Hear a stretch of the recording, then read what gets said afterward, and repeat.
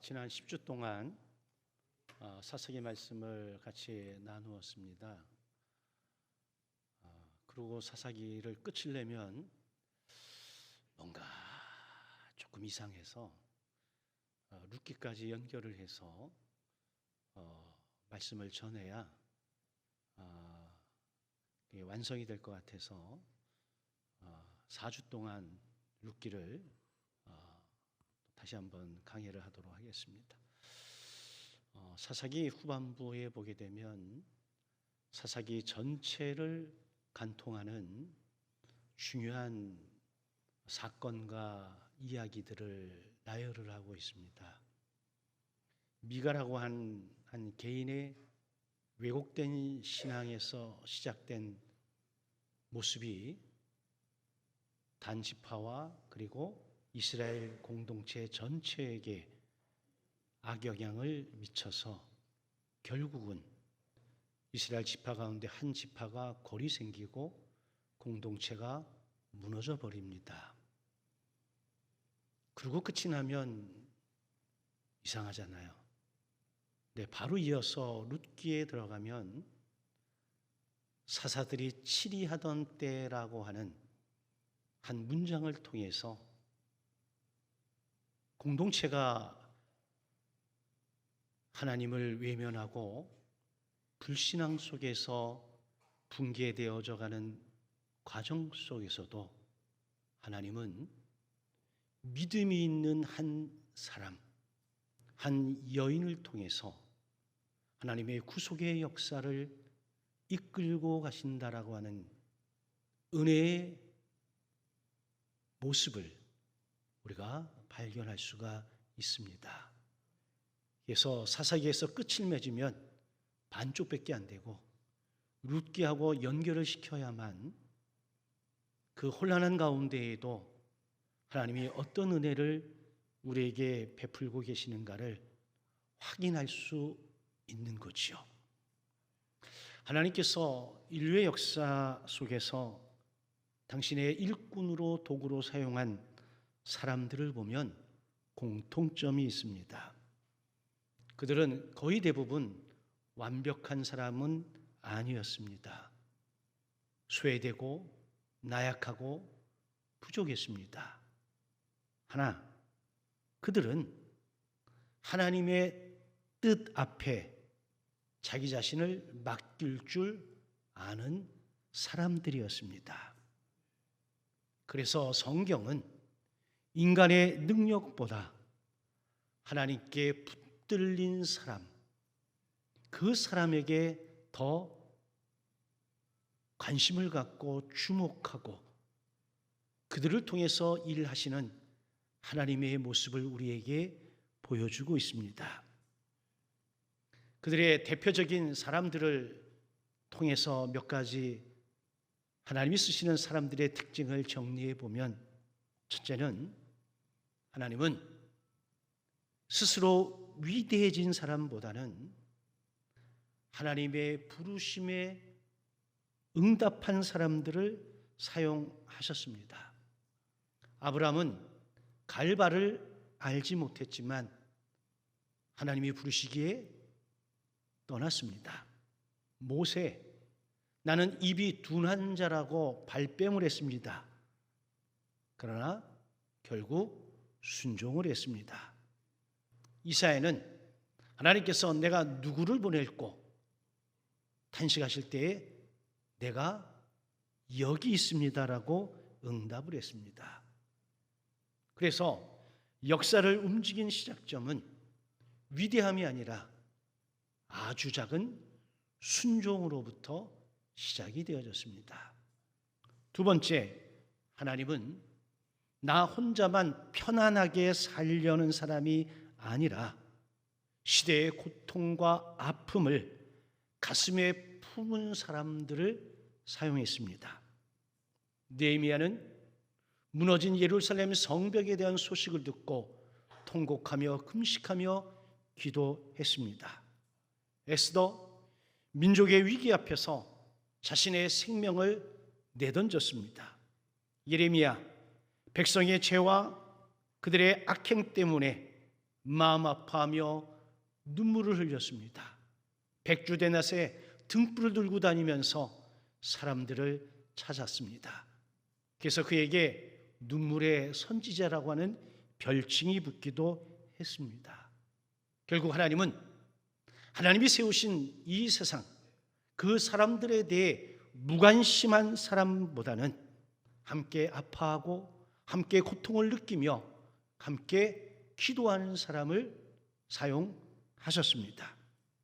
세 번째, 역사를 바꾸는 사람들은 시대의 환경이나 분위기보다는 하나님의 말씀을 더욱더 두려워했던 사람들입니다. 다니엘, 바벨론 문화 속에서 그는 굳건하게 자신의 믿음을 지켜냈습니다. 요시야는 말씀을 발견하자 나라의 종교개혁을 단행을 했습니다. 사도 바울, 복음을 위해 자신의 생애 전체를 하나님께 드리면서 자신이 그동안 누렸던 모든 것들을 배설물로 여기고 그리스도를 아는 지식이 가장 고상함을 고백을 했습니다. 결국 말씀을 기준 삼았을 때에 하나님은 그 사람을 통해서 시대를 넘나드는 영향력을 부여해 주셨습니다. 네 번째, 정말 흥미로운 것은 하나님께 쓰임받았던 대부분의 사람들은 자신의 약함을 알고 있었고 인정하고 있었다라고 하는 점입니다. 모세, 말이 둔했다라고 했고, 기드온, 자신은 가장 작은 자라고 이야기했고, 베드로는 예수를 3번 부인하는 실패자의 경험을 갖고 있습니다. 그러나 하나님은 강한 척하는 사람보다는 자신의 연약함을 인정하고 전능하신 하나님을 의지하는 사람을 사용을 하셨습니다. 사도 바울을 통해서 이렇게 이야기합니다. 내 은혜가 내게 족하도다. 이런 내 능력이 약한 데서 온전하여 짐이라. 여러분, 세상의 권력만 바라본 사람의 영향력은 그저 잠시입니다. 긴 역사 속에 별로 영향력이 없습니다. 깊이 있게 사람을 감동하고 변화시키지 못합니다. 그런데 하나님의 나라를 바라본 사람들은 시대를 넘어서 아주 오랫동안 수많은 사람들의 마음에, 기억에 남아 있습니다. 결국 하나님께서 당신의 역사를 이끌어감에 있어서 사용하는 사람은 능력만 큰 사람보다는 하나님께 자신의 마음을 내어 드린 사람이고, 시대의 아픔 앞에 책임 있게 반응하는 사람이었고, 마지막까지 하나님을 바라보고 믿음을 지켜낸 사람이었습니다. 결국 역사는 누가 강했는가 보다는 누가 하나님 편에 서 있었는가, 여기에 방점이 찍혀 있습니다. 오늘 그 역사의 한 장면 속으로 함께 들어가 보겠습니다. 오늘 룻기 1장은 이렇게 시작합니다. 사사들이 치리하던 때에 그 땅에 흉년이 드니라. 여러분, 이 도시 베들레헴은 그 이름이 떡집입니다. 떡집에 뭐가 없어요? 기근이 있어서 떡이 없다는 겁니다. 떡집에 떡이 없다는 얘기는 생명을 구할 자리에 생명이 없다는 얘기입니다. 풍요의 이름을 가지고 있는 이 베들레헴이라고 하는 땅에 여러분, 절대 결핍이 찾아온 겁니다. 우리는 여기서 질문할 필요가 있습니다. 왜 기근이 왔을까? 이 기근 속에서 사람들은 어디로 가야 하는 걸까? 룻기 1장은 한 가정의 비극을 말하는 것 같지만 실상은 우리 인간이 닥친 기근 앞에서 무엇을 선택하는가에 대한 질문을 우리에게 던집니다. 기근 앞에 떠나는 사람, 기근으로 인한 상실 앞에 무너지는 사람, 그럼에도 불구하고 그 길 위에서 하나님을 굳게 붙드는 사람. 여러분, 첫 번째 장면은 이렇습니다. 기근이 임했는데 그 기근은 하나님께 돌아오라 라고 하는 하나님의 경고요 신호입니다. 성경의 기근은 단순한 자연재해가 아니에요. 하나님의 징계요, 하나님의 심판이고 하나님께서 다시 돌아오라는 초대이기도 한 겁니다. 사람은 잘 나갈 때, 풍요로울 때 하나님의 음성을 듣지 못합니다. 그러나 결핍이 생겼을 때 하나님의 음성을 들을 수 있습니다. 우리가 모든 것이 완벽할 때에, 불편함이 없을 때에는 관심의 밖에 있던 것들이 내가 그 처지가 되어지면 그것들이 쏙쏙 눈에 들어오지요. 내 주변에 없었던 것이 생긴 건가요? 아니죠. 늘 그 자리에 있었습니다. 그러나 내 관심 밖이었어. 그런데 내가 그런 처지가 되어지니까 내 눈에 하나둘 보이기 시작을 한 거거든요. 많은 사람들이 말합니다. 하나님의 음성이 사라졌다. 하나님의 말씀을 하지 않는다. 영이 사라졌다. 그렇게 이야기하시는 분들은 미안합니다. 배부른 사람들입니다. 영적으로 곰핍을 느끼는 사람들, 어떠한 상황 속에서 결핍을 느끼는 사람들, 그래서 하나님의 음성을 들어야만 되겠다라고 귀를 쫑긋 세우는 사람들에게는 하나님의 세미한 음성이 들려옵니다. 아주 조용한 가운데에도 하나님의 음성이 들려오지만 수많은 소리, 천둥과 같은 소리 가운데에도 하나님의 음성은 들려옵니다.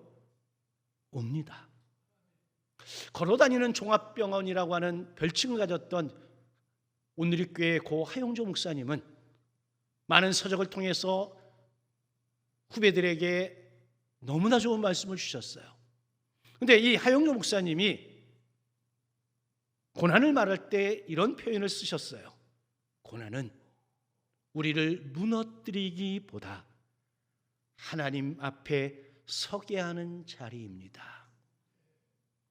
저도 많은 고난이 있을 때에, 견디기 참 어려운 고난이 있을 때에 더 분명한 하나님의 음성을 들을 수 있었습니다. 한 사람의 고백이 아니라 하나님을 믿는 사람들, 고난 속에서 하나님의 음성을 들은 경험이 있는 사람들은 이구동성으로 이 고백을 하게 됩니다.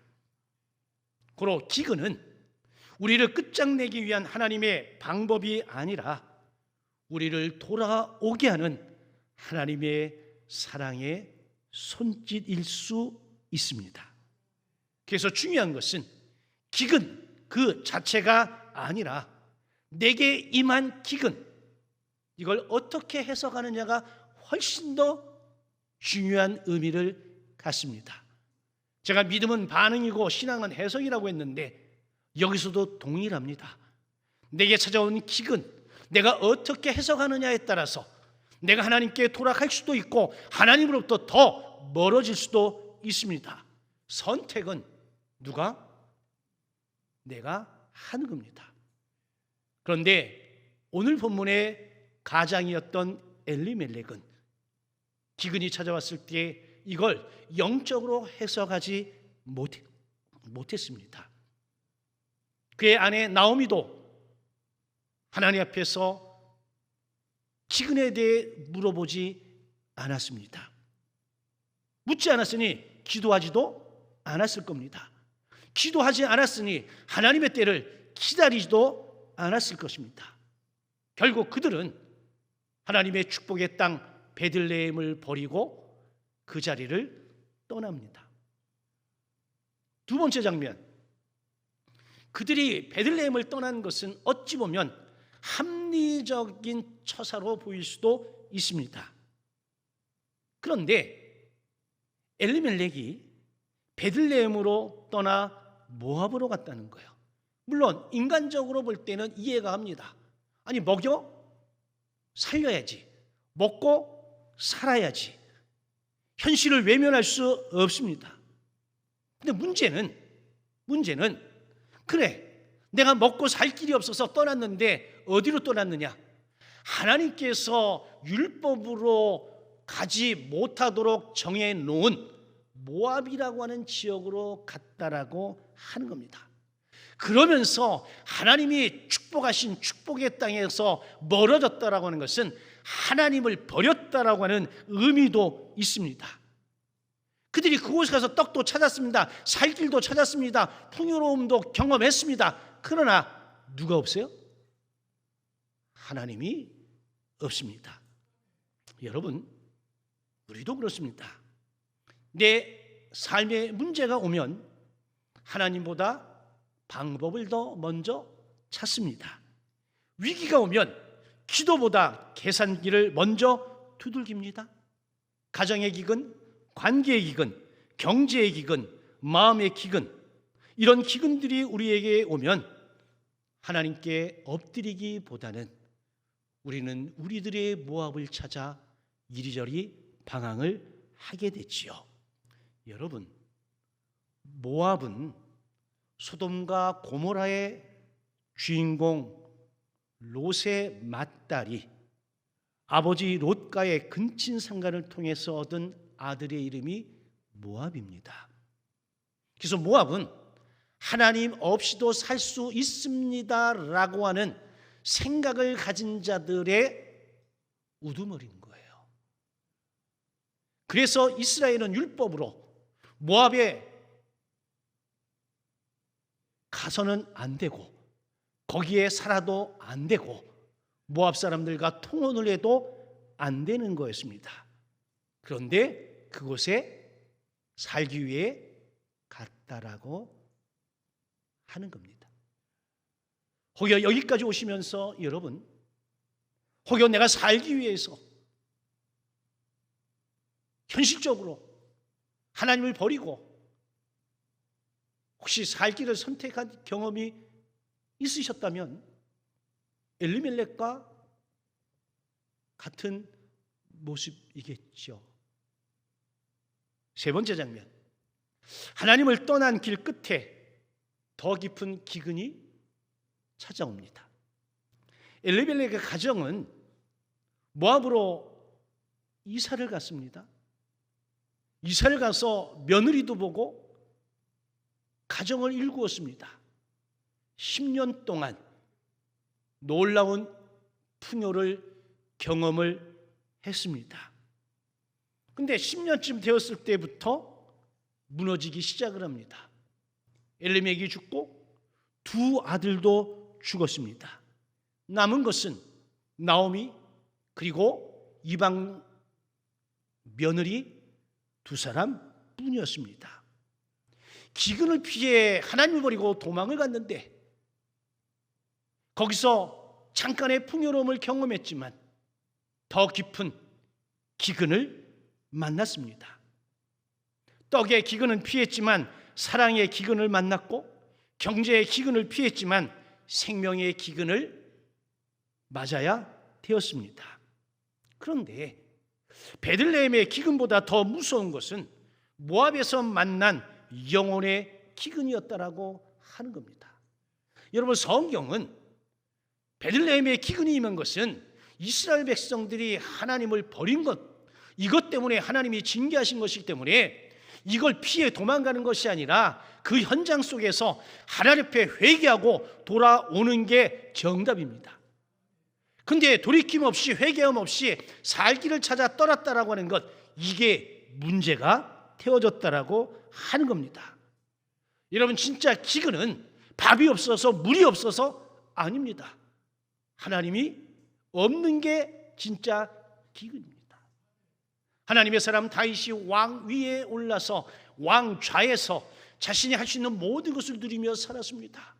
어느 날 낮잠을 자고 난 다음에 베란다에 나와서 여전히 둘러보니까 저 옆에 어느 집에서 한 여인이 목욕을 하네. 갑자기 성욕이 충동질을 했습니다. 그 여인을 취했습니다. 그 여인이 우리아의 아들인 걸 알았습니다. 아내인 걸 알았습니다. 그래서 우리아를 전장터에 내보내 죽게 만들었습니다. 그리고 더 뻔뻔하게 인생을 누리며 살았습니다. 어느 날 선지자가 찾아왔습니다. 이런저런 이야기하는데 들어보니까 나쁜 놈이네. 그래서 나쁜 놈 죽일 놈 화를 냈습니다. 그런데 듣다 보니 누구요? 자기 자신이었습니다. 그때 다윗은 회개합니다. 눈물을 흘리며 피눈물을 흘리며 심상이 젖도록 회개합니다. 그리고 그가 하나님 앞에 내뱉던 한마디, 하나님,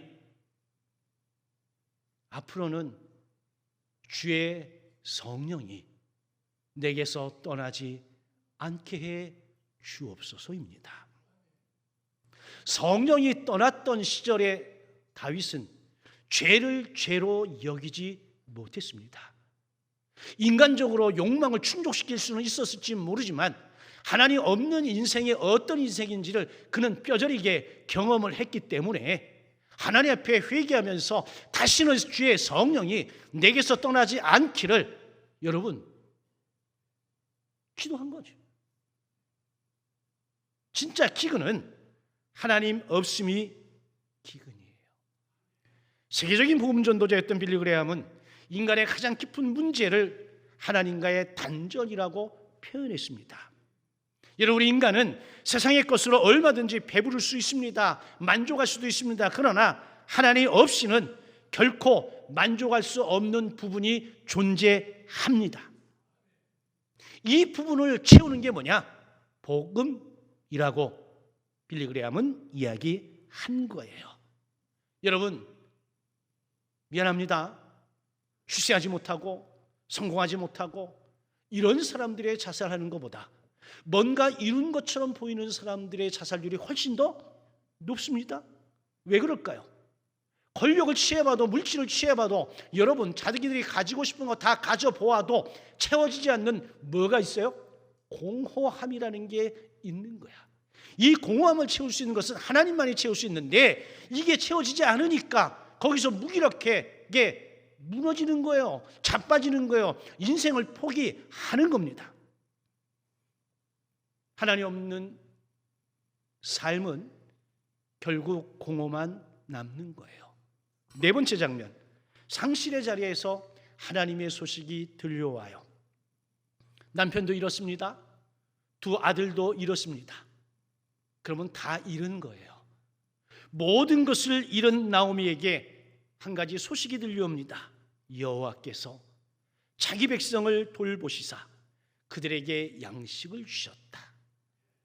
여러분, 그러면 그 전에는 하나님이 자기 백성을 안 돌보셨을까요? 근데 왜 지금 들리는 걸까요?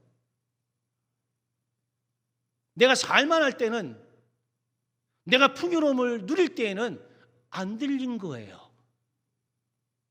없었던 게 아니라니까요. 본인이 곰핍해지고 마지막까지 가니까 그제서야 하나님의 음성이 들리기 시작을 한 거예요. 그런데 중요한 것은 베들레헴으로 돌아가기를 결심했다라고 하는 겁니다. 돌아오겠다라고 하는 거예요. 이 장면에서 그래도 감사한 것은 나오미에게 그래도 남은 믿음이 있었던 거예요. 전혀 믿음이 없는 사람이라면 돌아올 결단도 하지 않았겠지요. 물론 살기 위해서 하나님을 버리고 도망을 치긴 했습니다. 현실의 삶에 만족해서 하나님을 잊어버리고 살았습니다. 그러나 모든 걸 잃어버리는 순간 문득 하나님의 음성이 들리기 시작을 했습니다. 그래서 돌이켰습니다. 그래서 베들레헴으로 돌아옵니다. 여러분, 하나님의 은혜입니다. 회개는 단순히 눈물을 흘리는 것만이 아닙니다. 회개는 방향을 바꾸는 겁니다. 모압을 향하던 발걸음을 베들레헴으로 돌리는 겁니다. 쉬울까요? 어렵습니다. 10년이면 삶의 터전이 어느 정도 마련되어져 있고 인간관계도 어느 정도 형성되어져 있습니다. 돌아온다라고 하는 것은 인간적으로 볼 때 나오미 입장에서는 처참함입니다. 돌아와 동네 사람을 다시 볼 면목이 없습니다. 그럼에도 불구하고 돌아오겠다라고 결단하고 방향을 바꿔서 발걸음을 움직였다라고 하는 것, 대단하죠. 그래서 은혜인 거예요. 이동훈 목사님은 믿음의 결단을 이야기할 때 참된 신앙은 감동에서 멈추지 않고 방향을 바꾸는 겁니다 라고 말합니다. 여러분, 우리는 감동을 엄청 받습니다. 텔레비전에 연속극 봐도 감동을 받고, 그렇죠? 영화관에서 스크린에서 움직이는 거 보고 감동받고 눈물도 얼마나 잘 흘리는지 몰라. 근데 그것이 내 삶의 방향을 완전히 전환시키나요? 그러지 않습니다. 나오미는 완전한 믿음으로 돌아온 것은 아닙니다. 그러나 문득 내 안에 있던 그 믿음, 작은 믿음이 발동을 해가지고 하나님께로 돌아오기로 결단을 한 거예요. 상처 입은 채로 쓴 마음을 품고 돌아옵니다. 돌아오는 나오미를 향해서 베들레헴의 여인들이 나오미 아니냐라고 할 때 나를 나오미라 부르지 마라. 나는 마라라. 쓴물이라. 전능자가 나를 힘들게 하고 나를 괴롭혔다. 여기에는 여러분 성찰의 아픔과 표현이 포함되어져 있는 거예요. 그러나 중요한 것은 그럼에도 불구하고 하나님께로 돌아왔다는 겁니다. 여러분, 다시 말씀드리지만 하나님은 완벽한 사람을 기다리는 것이 아니라 당신께로 돌아오는 사람을 맞이해 주십니다. 다섯 번째 장면, 돌아오는 길 위에 두 가지 선택이 열립니다. 나오미 곁에는 두 며느리가 있습니다. 오르바와 룻입니다. 둘 다 시모 나오미를 사랑했습니다. 그와 입맞췄습니다. 그리고 둘 다 울었습니다. 둘 다 시모를 따라 베들레헴으로 가려 했습니다. 그러나 순간 갈라졌습니다. 오르바는 시어머니에게 입맞추고 고향인 모압으로 돌아갔습니다. 여러분, 이 오르바 룻이라고 하는 이 여인은 모압 여인이야. 자기 동네야. 베들레헴을 가야 되냐 안 가야 되냐, 친구들이나 친척들이나 가족들에게 물었을까 안 물었을까? 아니, 상식적으로 물었겠죠? 그러면 어머니나 아버지나 형제들이나 자매들이나 친구들이 뭐라 그랬을까요? 가라 그랬을까? 가지 말라 그랬을까? 야, 미쳤냐? 너 거길 가게? 그래서 오르바는 모압으로 돌아갔습니다. 우리는 여기서 이 오르바를 쉽게 비난하면 안 됩니다. 오르바의 선택은 대단히 현실적입니다. 우리 앞에 그 일이 닥쳐도 우리도 분명히 그렇게 선택할 겁니다. 왜? 너무나 합리적이잖아요. 이해할 수 있는 선택이잖아요. 오르바는 나쁜 사람이 아니에요. 그런데 결정적인 순간에 하나님을 선택하지 않았다라고 하는 겁니다. 입맞춤도 있었습니다. 감동도 있었습니다. 눈물도 있었습니다. 그러나 방향을 바꾸지는 않았습니다. 여러분, 이것이 오늘 우리의 모습일 수 있다니까요. 감동은 있는데 결단은 없습니다. 눈물은 있는데 순종은 없습니다. 마음은 있는데 방향 전환은 도무지 하지 않습니다. 우리의 모습 아닐까요? 이번 한 주간 동안 제 머릿속에서 떠나지 않은 생각이 있습니다. 우리가 이렇게 신앙생활해도 되는 건가? 우리가 수십 년을 신앙생활하고 하나님을 믿는다라고 했는데 도대체 교회 안에서의 삶과 교회 밖의 삶이 저렇게 다를 수 있어야 되는 건가? 내가 이 교회에서 25년을 목회했는데 앞으로 남은 기간을 어떻게 목회해야 이 목회가 정말 하나님 앞에 바른 목회가 될까? 일주일 내내 고민하며 생각을 했습니다. 왜? 변화되지 않는 우리의 모습 때문이에요. 물론 우리 교회 이야기는 아니지만 여러분, 6번째 장면으로 넘어갈 거예요. 오르바와 달리 룻이라고 하는 여인은 하나님을 선택했습니다. 여러분, 오르바의 가족도 오르바에게 너 미쳤어 거길 가게? 룻은 안 그랬을까요? 룻의 지인들도 분명히 너 미쳤냐 거기 가게? 거기 가면 너 끝이야. 네 인생 끝이요. 네가 자식이 있어, 네 시어머니가 뭐 돈이 있어, 명예가 있어, 아무것도 없는데 이방 여인이 베들레헴 가서 뭐하고 뭐 먹고 살라고? 너 죽으러 가는 거지. 그런데 여러분, 성경은 룻에 대해 뭐라고 말하는지 압니까? 룻은 그를 붙쫓았더라라고 말합니다. 붙쫓았다라고 하는 말은 단순히 따라가다 이런 의미가 아니에요. 끊어지지 않도록 붙들었다는 의미입니다. 놓지 않겠다는 거예요. 운명을, 내 생명을 걸겠다라고 하는 결단이 포함되어져 있어요. 그리고 이어서 룻이 고백합니다. 어머니의 백성이 나의 백성이 되고 어머니의 하나님이 나의 하나님이 되시리니, 어머니의 하나님이 나의 하나님이 된다라고 하는 것, 결국은 오르바 달리 룻은 누구를 선택했습니까? 하나님을 선택한 거예요. 저와 여러분들도 여러분 선택의 기로에 있을 때가 얼마나 많은지 모릅니다. 그런데 우리가 언제 하나님을 선택했느냐는 거지.